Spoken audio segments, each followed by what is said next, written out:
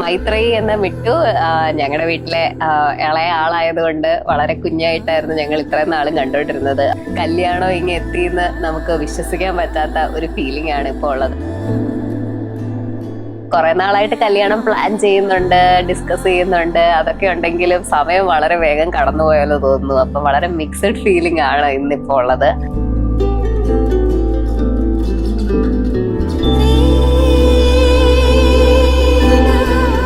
മിട്ടുവിനെ പറ്റി പറയുകയാണെങ്കിൽ മിട്ടുവിനെ അറിയാവുന്ന എല്ലാരും തന്നെ പറയും വളരെ സ്വീറ്റ് ആണ്, കെയറിങ് ആണ്. എന്നാലും നമ്മളോട് ഉള്ള കാര്യമൊക്കെ മുഖത്ത് നോക്കി നല്ല ചങ്കൂറ്റത്തോടെ പറയും. നല്ല ഡെയറിങ്ങും ആണ്.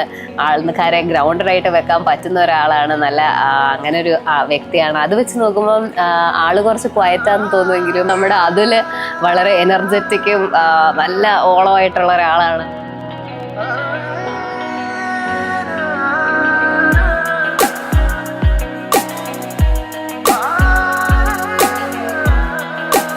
അപ്പൊ അവർ രണ്ടുപേരും ആദ്യം കണ്ടു കഴിഞ്ഞാല് നമ്മൾ നല്ല ഡിഫറൻസ് ഉണ്ടെന്ന് തോന്നുമെങ്കിലും അവർ നല്ലൊരു നല്ല മാച്ച് ആയിട്ട് പോകും. നല്ല ഓപ്പോസിറ്റ്സ് അട്രാക്ട് എന്നൊക്കെ പറയുന്ന പോലെ അവർ രണ്ടുപേരുടെയും കൂടെ എനർജി ഒത്ത് അവർ അടിപൊളിയായിട്ട് പോട്ടെ എന്ന് ആശംസിക്കുന്നു.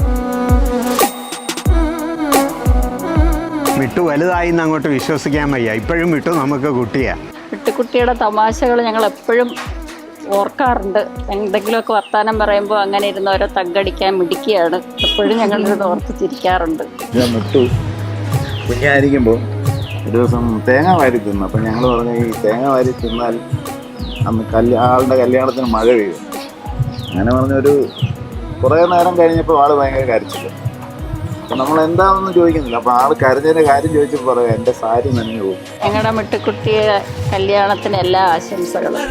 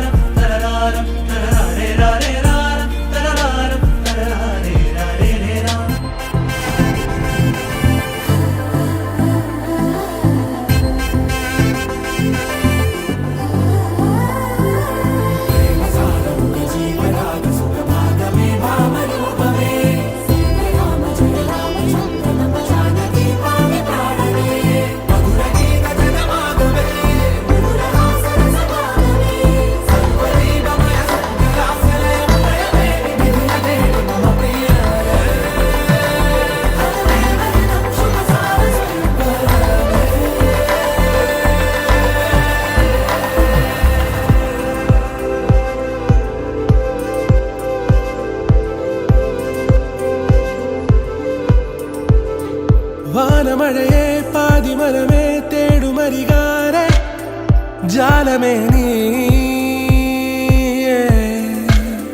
ചാരമിഴിയെ കാരമൊഴിയെ കാതിലിനിയാരെ ഗാനമേ നീ